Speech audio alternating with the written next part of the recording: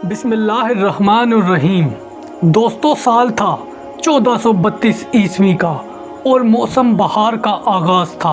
तुर्की के शहर अदरना में उस्मानी सल्तनत के शाही महल में एक ऐसी पैदाइश हुई जिसने आने वाली सदियों की तकदीर बदलनी थी। वालिद सुल्तान मुराद दोम एक बावकार और तजर्बाकार हुक्मरान थे जिसके हाथों सल्तनत वसी और मुस्तहकम हो रही थी, और वालदा एक नेक सीरत, दानिशमंद और दीनदार औरत थी जिसकी गोद से ईमान और शुजाअत की खुशबू आती थी। अपने इस शहजादे का नाम मोहम्मद रखा, लेकिन ये सिर्फ एक नाम नहीं था, ये एक जिम्मेदारी थी, एक इमानत थी, एक ख्वाब था। मोहम्मद की पैदाइश के चंद माह बाद ही एक दिन महल में एक बुजुर्ग आलम दीन तशरीफ़ लाए। उन्होंने इस नौज़ायदा बच्चे को देखकर कहा, ये वही बच्चा है जिसके हाथों कुस्तुनतुनिया फतह होगा। ये सुनकर माँ की आंखों में रोशनी और दिल में एक अज़म पैदा हो गया। वो जानती थी कि इस बेटे को आम बच्चों की तरह नहीं बल्कि एक फाते की तरह परवान चढ़ाना है। बचपन ही से मोहम्मद में एक अजीब सी संजीदगी थी। जब दूसरे शहजादे खेल कूद में वक्त गुजारते थे तो मोहम्मद किताबों और उल्मा की सोबत में बैठता था। इसके उस्तादों में एक नाम ख़ास तौर पर मशहूर हुआ, शेख शमसुद्दीन, जो न सिर्फ इल्म व हिकमत में कामिल थे बल्कि रूहानियत में भी बुलंद मुकाम रखते थे। यही वो उस्ताद थे जिन्होंने मोहम्मद को बार बार वो हदीस सुनाई, तुम ज़रूर कुस्तुनतुनिया फतह करोगे। मोहम्मद इस हदीस को सुनकर अपने दिल में कहता, ये काम मेरा है और मैं इसे ज़रूर पूरा करूँगा। इस छोटे शहजादे के तालीमी निसाब में फ़िक़्ह, हदीस, अरबी, फ़ारसी, मंतक और फ़लसफ़ा शामिल था, लेकिन साथ ही छोटी उम्र में जंगी फ़नून में भी कमाल महारत हासिल की। तलवारबाजी, तीरंदाजी, घुड़सवारी सब में मुमताज़ था। इतना ज़ब्त और सब्र के बड़े से बड़ा सदमा भी इसके इरादे को ना तोड़ सकता था। दोस्तों, साल था 1444 ईस्वी का। सुल्तान मुराद दोम कई बरसों से सल्तनत की बागदौड़ संभाले हुए थे। यूरोप के महाजों पर जंगे, अंदरूनी मामलात की बागदौड़ और दरबारों की सियासत, ये सब उनके कंधों पर अब बोझ बन चुकी थी। इसी दौरान उन्होंने एक बड़ा फैसला किया जो बज़ाहिर एक बाप की मोहब्बत और एक हुक्मरान की तदबीर का नतीजा था, लेकिन ये फैसला आने वाले दिनों में सल्तनत के लिए एक आजमाइश बन गया। मुराद दोम ने ऐलान किया, मेरा बेटा शहजादा मोहम्मद अब सुल्तान होगा। 12 साल का सुल्तान। महल की फ़िज़ाओं में नकारे बजने लगे, दरबार में कीमती कालीन बिछाए गए और एक कमसुन शहजादा चमकते सुनहरी ताज के साथ उस्मानी तख्त पर बैठा। सिर्फ 12 साल की उम्र में सुल्तान मोहम्मद सानी ने सल्तनत की बागदौड़ संभाली थी, लेकिन सल्तनत उस्मानिया इस वक्त एक नाजुक मोड़ पर थी। ये खबर जब यूरोप पहुंची, हंगरी, वेनिस और दीगर सलीबी रियासतों ने खुशी के शादियाने बजा दिए। इनके लिए ये एक सुनहरी मौका था। एक बच्चे की हुकूमत, कमज़ोर फैसले और बग़ैर तजर्बे की क़ियादत। तब बाज़ंतीनी शहनशाह ने भी साजिशें तेज़ कर दी और हंगरी के साथ इत्तेहाद करके उस्मानी सरहदों पर हमले का मंसूबा बनाया। लेकिन बात सिर्फ बाज़ंतीन तक नहीं थी दोस्तों। सल्तनत के वज़रा में कुछ वफ़ादार तो थे, मगर कुछ ऐसे भी थे जो इस कम उम्र सुल्तान को नाकाम देखना चाहते थे। ये वही लोग थे जो चाहते थे कि असल ताकत इनके हाथ में हो और मोहम्मद सिर्फ एक इलामती सुल्तान हो। मोहम्मद ने कुछ वज़रा का रवैया और सियासत के दुश्मनों की तैयारी देखकर फ़ौरन अपने वालिद को ख़त लिखा, ए वालिद, अगर आप सुल्तान हैं तो आकर इस सल्तनत को बचाएं, और अगर मैं सुल्तान हूं तो मैं हुक्म देता हूं कि आप फ़ौरन लश्कर लेकर महाज जंग पर पहुँचे। दोस्तों, ये अजीम अल्फाज एक बच्चे के नहीं थे बल्कि एक मुस्तकबिल के फाते के थे। दोस्तों, सुल्तान मुराद दोम ने अपने बेटे की इस दरख्वास्त को कबूल किया। जंग के महाज पर आकर सलीबियों को शिकस्त दी, लेकिन वापसी पर दरबार के कुछ लोगों ने मोहम्मद के खिलाफ कान भर चुके थे। उन्होंने कहा, सुल्तान, सल्तनत का ये वक्त ऐसा नहीं कि एक बच्चा हुकूमत करे, और इस सब का नतीजा ये हुआ, मोहम्मद को तख्त से हटा दिया गया और दोबारा मुराद दोम उस्मानी सल्तनत के सुल्तान बन गए। ये लम्हा मोहम्मद के लिए एक ज़ाती शिकस्त थी, लेकिन इसने हिम्मत नहीं हारी। इसने अगले चंद सालों को अपनी तरबियत, हिकमत और जंगी इल्म में सर्फ किया। वो जानता था कि एक दिन तख्त वापस ज़रूर आएगा और तब वो ऐसा वार करेगा कि दुनिया याद रखेगी। दोस्तों, यहीं से तारीख एक ऐसा मोड़ लेती है। चंद साल बाद एक हादसा पेश आता है जो न सिर्फ मोहम्मद को दोबारा तख्त पर बिठाता है बल्कि इसके मुकद्दर की सबसे बड़ी फतह की राह भी हमवार करता है। दोस्तों, वक्त गुजरता गया और साल था 1491 ईस्वी का। सर्दियों की एक धुंध भरी सुबह अदरना के शाही महल में हलचल मची। शाही काजियों ने ऐलान किया, सुल्तान मुराद दोम इंतकाल फरमा गए हैं। ये खबर उस्मानी सल्तनत के लिए गहरा सदमा थी। लेकिन दोस्तों, अब तारीख में एक और दरवाज़ा खुल रहा था। शहजादा मोहम्मद अब सिर्फ शहजादा नहीं रहा बल्कि सल्तनत का नया सुल्तान बनने वाला था। मुराद दोम के इंतकाल के बाद उस्मानी उमरा और वुज़रा जमा हुए। इनके सामने एक नौजवान खड़ा था, 19 साल का, लेकिन नज़रें फौलाद की तरह सख्त थी और अज़म पहाड़ों की तरह बुलंद था। कुछ ही देर में ऐलान हुआ, मोहम्मद बिन मुराद दोम सल्तनत उस्मानिया का अब सुल्तान है। दोस्तों, लेकिन ये ताज जो मोहम्मद ने पहना था सोने का कम और कांटों का ज़्यादा था, क्योंकि इसके साथ दुश्मनों का एक ऐसा जाल था जिसका हर धागा या तो इसे अंदर से खींच रहा था या बाहर से। सल्तनत के अंदर कई ताकतवर लोग थे जो मोहम्मद की तख्त नशीनी के मुखालिफ थे, जिसमें सबसे पहले जानदार ली खलील पाशा जो उस वक्त वज़ीर आज़म था और बरसों से सल्तनत की सियासत पर काबिज था। इसके बाज़ंतीनी सल्तनत से खुफिया ताल्लुकात भी थे और खलील पाशा सुल्तान मोहम्मद के कुस्तुनतुनिया को फतह करने के ख्वाब को ख़तरनाक समझता था। इसका मुफाद जंग नहीं बल्कि मौजूदा तवाज़ुन ताकत में था, क्योंकि कुस्तुनतुनिया की मौजूदगी इसके ज़ाती और सियासी खेल को ताकत देती थी। दोस्तों, बाज़ंतीनी शहंशाह कुस्तुनतीन 11 जानता था कि मोहम्मद के इरादे कुस्तुनतुनिया को मिटा देंगे। इसने फौरी तौर पर हंगरी, वेनिस और पोप को ख़त लिखे ताकि एक नया सलीबी इत्तेहाद बनाया जा सके। दोस्तों, सुल्तान मोहम्मद के मुखालफीन में अनातोलिया के कुछ सरदार भी थे जो समझते थे कि मोहम्मद अभी जवान और ना तजर्बाकार है। ये सरदार खुफिया तौर पर मुकामी और छोटे सरदारों को अपने साथ मिलाने की कोशिश करते रहे। दोस्तों, लेकिन इस सारी साजिश में एक और ख़तरा कुस्तुनतुनिया के अंदर बैठा था, जिसका नाम शहजादा ओरहान था। ओरहान उस्मानी शाही ख़ानदान का एक फ़र्द था जो बरसों से कुस्तुनतुनिया में यरगमाली की हैसियत से रह रहा था।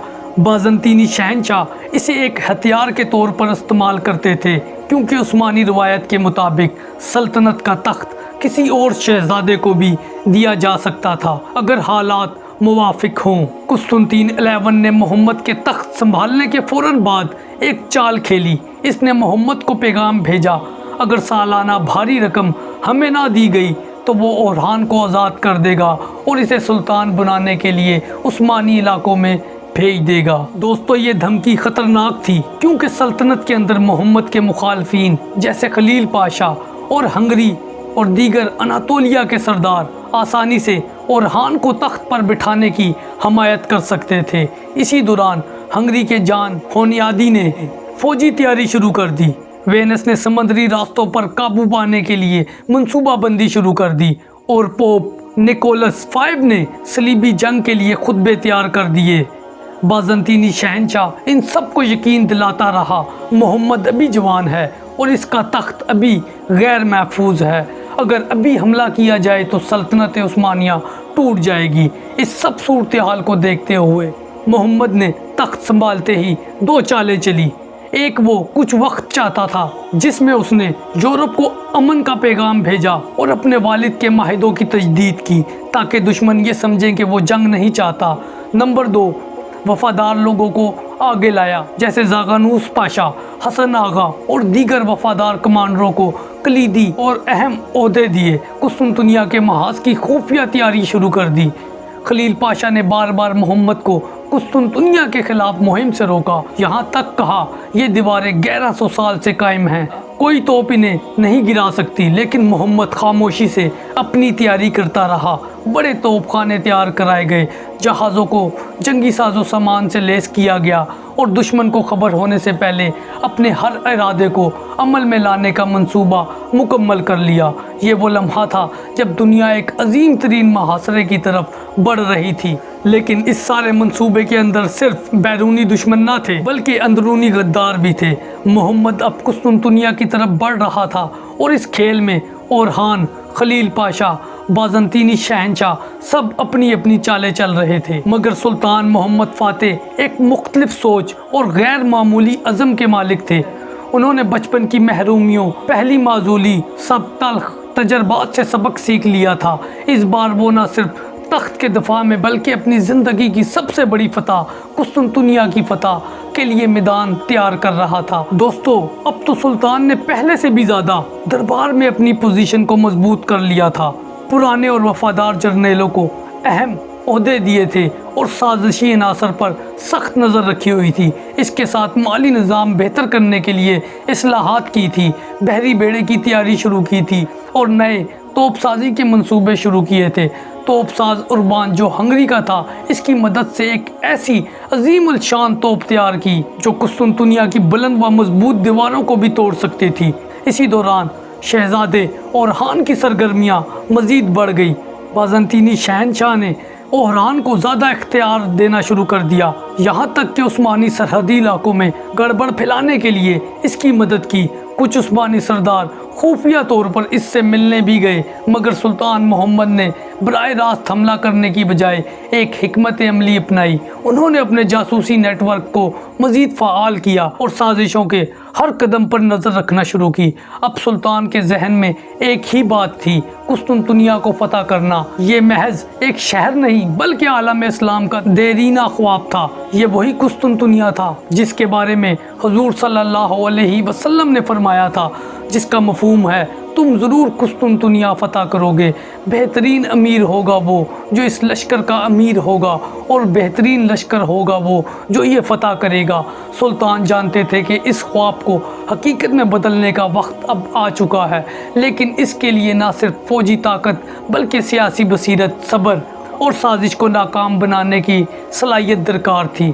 दोस्तों, जहाँ अब सुल्तान मोहम्मद फ़ातेह अंदरूनी गद्दारों की शनाख्त कर चुके हैं, बैरूनी दुश्मनों की चालों से वाकिफ़ हैं और अब पूरी सल्तनत को एक ही मकसद पर मरकूज़ कर रहे थे और वो कुस्तुनतुनिया को फतह करना था। दोस्तों, वक्त इतनी तेज़ी से गुजरा और कुस्तुनतुनिया का मुहासरा अब अपने इख्तितामी मरहाइल में दाखिल हो चुका था। सुल्तान मोहम्मद ने शहर को चारों तरफ से घेर लिया। तोपखाने शहर की मजबूत फसीलों को हिलाने के लिए तैयार थे और उस्मानी बहरी बेड़ा खलीज के दहाने तक पहुंच चुका था, मगर शहर अब भी टूटा नहीं था। कुस्तुनतुनिया की फसीलें अब तक दुनिया की सबसे नाकाबिले तस्कीर दीवारें समझी जा रही थी, लेकिन मुहासरा कई दिन तक जारी रहा, जिसमें कई मुश्किलात भी आई और फ़ौज में इतने लंबा मुहासरे से थोड़ी बहुत बदली फैली। लेकिन सुल्तान साबित कदम रहा और फ़ौज का हौसला और हिम्मत बढ़ाता रहा। दोस्तों, जब मुहासरा एक माह से ज़्यादा बढ़ गया तो सुल्तान जानता था कि अब या तो फैसला हो जाएगा या तारीख़ उसे नाकाम फातिहों में शुमार करेगी। इसी लम्हे सुल्तान ने अपने करीब तरीन मशीरों को बुलाया।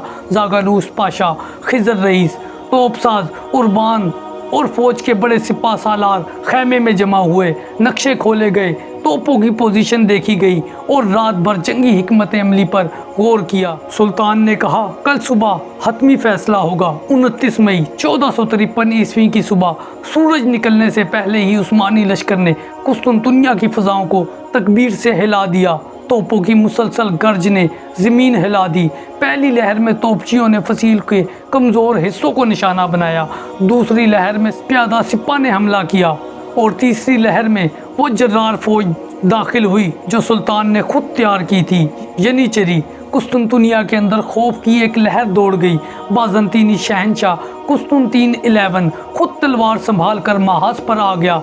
हर गली, हर दीवार पर आखिरी दम तक मज़ामत हुई, लेकिन उस्मानी तोपों ने वो कर दिखाया जो सदियों में कोई ना कर सका। शहर की फसील में शिगाफ पड़ गया था। सुल्तान मोहम्मद ने घोड़े पर सवार होकर लश्कर के साथ शहर में दाखिल होते हुए वो तारीखी अल्फाज कहे, ला इलाहा इल्लल्लाह मुहम्मदुर रसूलुल्लाह। आज एक ख्वाब हकीकत बन गया।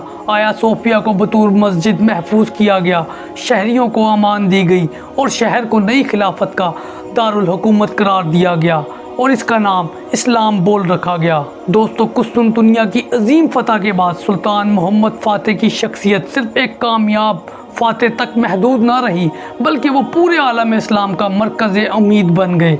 इनके सामने अब एक ही हदफ था, सल्तनत उस्मानिया को बहराए रूम मशरक़ी यूरोप की सबसे बड़ी ताकत बनाना। दोस्तों, फ़तह कुस्तुनतुनिया के बाद सुल्तान ने मगरिब का रुख किया। सबसे पहले उन्होंने मोरा की तरफ पेशकदमी की, जहां यूनानी बाज़ंतीनी शहज़ादे अब भी मुज़ाहमत कर रहे थे। चंद माह की सख्त मुहिमात के बाद यह इलाका भी सल्तनत में शामिल हो गया। इसके बाद सुल्तान ने सर्बिया पर लश्कर कशी की। अगरचे सर्बिया पहले ही उस्मानियों का बाजगुजार था, मगर कुछ सरदार खुफिया तौर पर हंगरी के बादशाह से राब्ते में थे। सुल्तान ने बर्क रफ्तारी से इन साजिशों को कुचला और सर्बिया को मुकम्मल तौर पर सल्तनत में ज़ब्त कर दिया। दोस्तों, सुल्तान की तवज्जो अब सिर्फ यूरोप पर नहीं थी। उन्होंने बहराए अस्वद के गिर्द मौजूद रियासतों को भी सल्तनत के ताबे किया। ट्राब्जन की बाज़ंतीनी सल्तनत, जो कुस्तुनतुनिया के बाद आखिरी बाज़ंतीनी गढ़ था, 1461 ईस्वी में फतह हो गई। इसके साथ ही बाज़ंतीनी सल्तनत का आखिरी चिराग भी बुझ गया। दोस्तों, 1470 ईस्वी में सुल्तान ने एक और जुर्रतमंदाना कदम उठाया और टोरंटो पर कब्जा, जो इटली की सरजमीन पर उस्मानियों का पहला कदम था। इस मुहिम ने पूरे यूरोप को हिला कर रख दिया। पापाए रूम और इटली की रियासतों ने मिलकर बड़े पैमाने पर दिफाई तैयारी शुरू की। इतनी फतूहात के बावजूद सल्तनत के अंदर साजिशें ख़त्म ना हुई। दरबार में कुछ वज़रा और उमरा ख़ास तौर पर वो जो सुल्तान की सख्त गिर फौजी पॉलिसियों से नाखुश थे, खुफिया तौर पर सुल्तान के बेटे बायजीद और जिम सुल्तान के दरमियान इख्तलाफात को हवा देने लगे। इन इख्तलाफात का मकसद वाजिया था कि सुल्तान के बाद जानशीनी पर खाना जंगी पैदा करना। मजीद वेनिस, हंगरी, पापाए रूम मुसलसल उस्मानियों के खिलाफ नई सलीबी जंग की कोशिशें करते रहते थे। दोस्तों, 1481 ईस्वी में सुल्तान मोहम्मद फ़ातेह ने एक बड़ी मुहिम की तैयारी शुरू की। कुछ मौरखीन का ख्याल है कि ये मुहिम मिस्र या इटली के ख़िलाफ़ थी, लेकिन रवानगी से कबल ही सुल्तान मोहम्मद फ़ातेह शदीद बीमार पड़ गए। 3 मई 1481 ईस्वी को मालतेपे के मुकाम पर सुल्तान मोहम्मद फ़ातेह ने दुनिया को अलविदा कहा। इनकी उम्र सिर्फ 49 वर्ष थी, मगर उन्होंने सल्तनत उस्मानिया को दुनिया की एक सुपर पावर बना दिया था। दोस्तों, वीडियो के आखिर में सुल्तान मोहम्मद फ़ातेह की वफ़ात पर कुस्तुनतुनिया की गलियां खामोश थी। वो शहर जो कभी बाज़ंतीनी सल्तनत का दिल था, अब एक मुसलमान फ़ातेह के कदमों में था और इस फ़ातेह की कब्र वहीं थी। उन्होंने वो ख्वाब पूरा किया जो सदियों से मुसलमानों के दिलों में था, कुस्तुनतुनिया की फतह। इनका नाम तारीख में सिर्फ एक फ़ातेह के तौर पर नहीं, बल्कि एक अजीम हुक्मरान, एक मुदब्बिर और एक नाकाबिल शिकस्त कायद के तौर पर ज़िंदा रहेगा। तो दोस्तों, ये थी सुल्तान मोहम्मद फ़ातेह की एक मुख्तसर तारीख़। अगर आपको ये वीडियो पसंद आई तो इसको अपने दोस्तों के साथ शेयर कीजिए, कमेंट में अपनी फ़ीडबैक दीजिए। जज़ाकुमुल्लाहु खैरा। अस्सलामु अलैकुम।